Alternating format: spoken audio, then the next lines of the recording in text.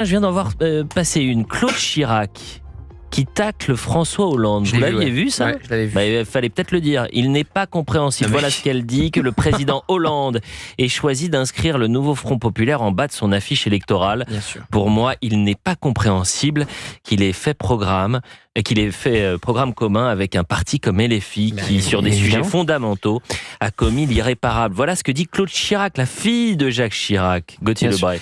Mais c'est ce que je vous disais tout à l'heure. Quand la gauche fait le ménage, assume un programme plutôt libéral, est en quête de respectabilité, de sérieux, elle termine au 10 Downing Street au Royaume-Uni, à Londres, et elle est élue avec 400 sièges. Donc il y a une place pour une gauche de gouvernement que représentait à l'époque François Hollande. Il a préféré se compromettre avec la France insoumise qui s'est diabolisée toute seule. C'est ça qui est important de dire, hein, parce que j'entends les artistes, honte à ceux qui ont diabolisé la gauche. La gauche s'est diabolisée toute seule comme une grande. Claude Chirac qui tacle François Hollande. Il y a eu peu de déclarations comme celle-ci courageuses de la part de Claude Chirac, la fille de Jacques Chirac, Éric Revel. Alors elle connaît bien la Corrèze, évidemment, Claude Chirac, puisque Jacques, son papa... Ça peut lui faire perdre des points, d'ailleurs. Bien sûr, c'est pour ça que je vous fais ça. Mais, pardon, mais regardez l'irresponsabilité quand même.